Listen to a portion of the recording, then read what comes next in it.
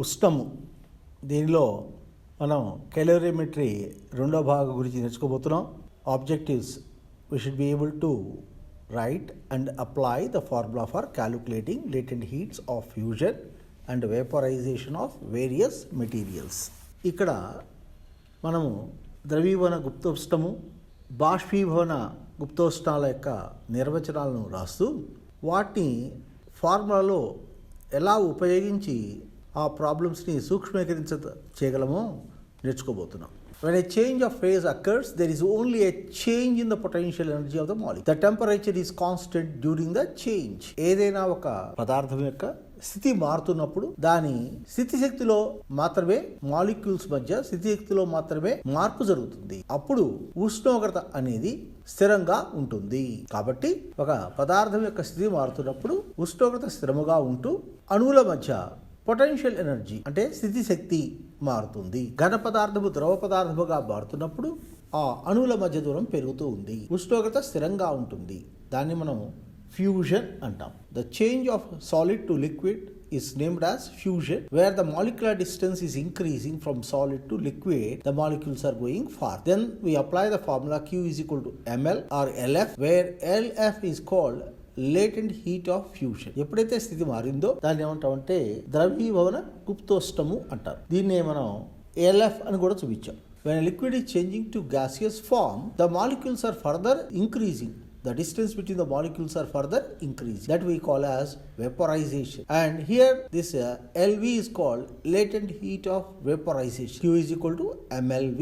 ఒక ద్రవము వాయు రూపంలోకి మారుతున్నప్పుడు వాటి యొక్క అణువుల మధ్య దూరం ఇంకా పెరుగుతుంది. ఇక్కడ ఉష్ణోగ్రత స్థిరముగా ఉంటుంది. దీన్నే మనం ఏమంటామంటే బాష్పీభవన గుప్తోష్ణము అంటారు. LV Q is equal to mLV. కాబట్టి స్థితి మారుతున్నప్పుడు ఉన్న formula Q is equal to mL. L అంటే latent heat guptoshnamu. The latent heat of fusion LF of a substance is the heat per unit mass required to change a substance from the solid to the liquid phase of its melting temperature. LF is equal to Q by M.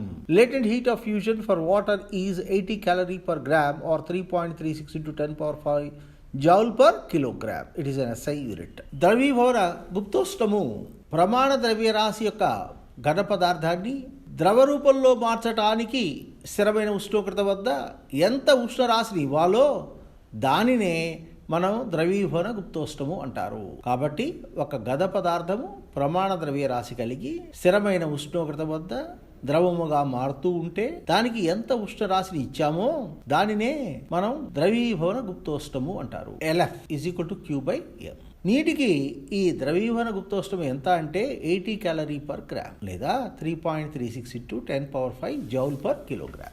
The latent heat of vaporization of a substance is the heat per unit mass required to change the substance from liquid to vapor at its boiling temperature. The latent heat of vaporization for water L suffix V is equal to 540 calorie per gram or it is equal to 2.26 into 10 power 6 joule per kilogram.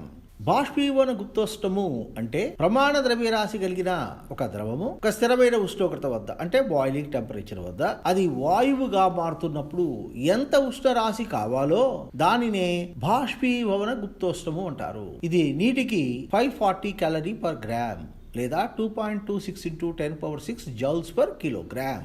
ఇక్కడ ఒక example తీసుకున్నామండి. How much heat is needed to convert 10 grams of ice at -20 to steam at 100. 10 గ్రాముల ice -20 దగ్గర ఉంది. దాన్ని 100 డిగ్రీల centigrade వద్ద స్టీమ్గా మార్చడానికి ఎంత ఉష్ణ రాశి కావాలి? కాబట్టి దీనికి ఒక గ్రాఫికల్ మెథడ్ రాసుకుందామండి. ముందుగా ఐసు స్టీమ్ అవుతుంది, ఈ మధ్యలో కొన్ని ప్రాసెస్ జరుగుతుంది. ఏంటి ఆ ప్రాసెస్ చూద్దాం. ముందు -20 నుంచి 0కి మారాలి. కాబట్టి ఉష్ణోగ్రతలో మార్పు జరుగుతుంది. తర్వాత స్థిరమైన ఉష్ణోగ్రత వద్ద ఐస్ కరుగుతుంది. So the ice is melting. First there is a rise of temperature, afterwards there is a melting is taking place. Further if you heat it there is a rise of temperature to 100. ఇంకా వేడి చేస్తే ఏమవుతుంది? 100 డిగ్రీల centigrade నీరుగా మారుతుంది. ఇంకా వేడి చేస్తే అది ఆవిరిగా నీటి ఆవిరిగా మారుతుంది. So further if you heat it the water at 100 will be converted to steam at 100. So ఈ విధంగా వివిధ దశల్లో అది పూర్తిగా నీటి ఆవిరిగా మారటం జరుగుతుంది. కాబట్టి ఎలా కనుక్కుంటాం మొత్తం ఉష్ణరాశిని చూద్దాం. మొదటగా -20 నుంచి 0 అంటే ఉష్ణోగ్రతలు పెరిగింది కాబట్టి formula mc delta t. So as there is a change of temperature, we have to apply mc delta t, and in this case if you calculate, it is q is equal to mc delta t. Change of temperature is always positive కాబట్టి ఉష్ణోగ్రతలో మార్పు ఎప్పుడు ధనాత్మకంగా తీసుకుంటాం. దీని విలువ ఎంత వచ్చిందంటే మనకి 100 calories వచ్చింది. So the quantity of heat energy required to convert -20 to 0 degrees centigrade ice is 100 calories. ఇంకా వేడి చేసామండి, అప్పుడు ఏమవుతుంది, ఐస్ కరుగుతుంది. The ice is melting. If you further heat it, how much heat is required? Q2. Only change of state ml formula. So m is 10, L is for ice, it is 80 calories. Total, if you calculate, it is Q1 plus Q2. It is nothing but 900 calories is required. కాబట్టి మొత్తం 900 calories ఉష్ణరాశిని ఇవ్వాల్సి వస్తుంది ఇక్కడ దాకా. Now, if you further heat it, what is going to happen? The water is changing from 0 to 100 degrees centigrade. ఇంకా వేడి చేస్తే ఏమవుతుంది, నీరు యొక్క ఉష్ణోగ్రత 0 నుంచి 100కి పెరిగింది. ఉష్ణోగ్రతలో పెరిగింది కాబట్టి ఫార్ములా mc delta t, అది Q3. కాబట్టి ఉష్ణోగ్రతల భేదం ఎంత? 100. స్పెసిఫిక్ హీట్ ఎంతండి? 1 నీటికి. మొత్తం క్యాలిక్యులేట్ చేస్తే మనకి ఎంత వచ్చింది? 1000 calories. సో ఈ మొత్తం ఎంత? 100 plus 800 plus 1000, that is 1900 calories. కాబట్టి the total heat energy till now is 1900 calories. Further you heat it, what is going to happen? Steam is formed. What is the heat energy required for it? Q4. కాబట్టి ఇంకా వేడి చేస్తే అది నీటి ఆవిరిగా మారింది. దానికి కావాల్సిన ఉష్ణరాశి Q4. ఇది ఎంత అంటే ml. సో ఇక్కడ చేంజ్ ఆఫ్ స్టేట్ కాబట్టి ఫార్ములా ml, అది ఎంత అంటే 5400 calories. అంటే టోటల్ ఎంత అయింది అంటే మొత్తం ఉష్ణరాశి ఎంత అంటే ఇది 7300 calories. మొత్తము కావలసిన ఉష్ణరాశి ఎంత అంటే 7300 calories. ఈ విధంగా ఈ ప్రాబ్లమ్స్ ని చేయాల్సి ఉంటుంది. How many grams of ice at 0 degrees centigrade must be mixed with 4 grams of steam in order to produce water at 60. కాబట్టి ఇక్కడ ఏమడుగుతున్నాడంటే ఎన్ని గ్రాముల ఐస్ 0 డిగ్రీల సెంటిగ్రేడ్ ఉన్న ఐస్ ని 4 గ్రాముల స్టీమ్ తో కలిపితే ఫలితం ఎంత వస్తుంది? 60 డిగ్రీల సెంటిగ్రేడ్ నీరుగా మారుతుంది. అయితే ఎన్ని గ్రాముల ఐస్ కావాలి? ఇది లెక్క. ఇక్కడ బొమ్మ వేసాం కదండి, ఐస్ బొక్కలు వేస్తున్నాం, దీంట్లో స్టీమ్ పంపిస్తున్నాం, ఈ ఐస్ కాస్త కరిగి నీరుగా మారింది. ఎంత ఫలిత ఉష్ణోగ్రత?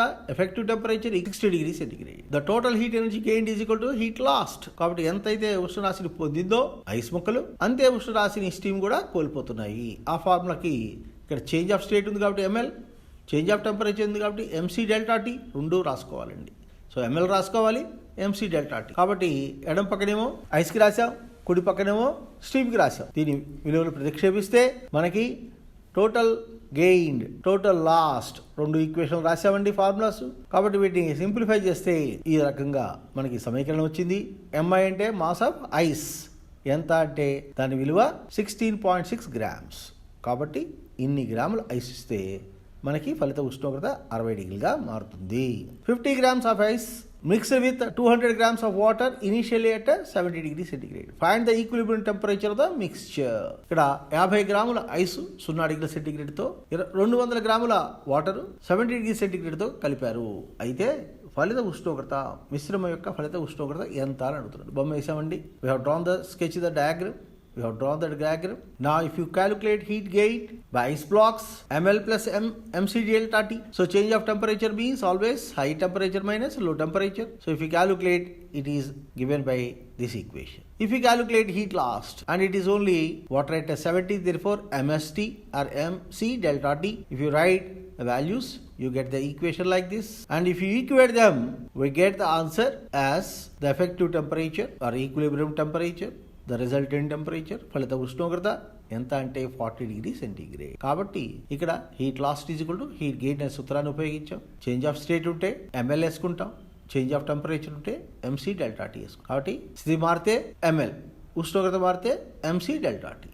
ఈ రకంగా మనం ఈ మిశ్రమం యొక్క ఫలిత ఉష్ణోగ్రత కనుక్కున్నాం, అది 40 degrees centigrade. Here we are again revising what is latent heat of fusion and again latent heat of vaporization. బాష్పీభవన గుప్తోష్ణాన్ని అదేవిధంగా ద్రవీభవన గుప్తోష్ణాన్ని నిర్వచించాం. మళ్ళా ఒకసారి గుర్తించుకుంటున్నాం.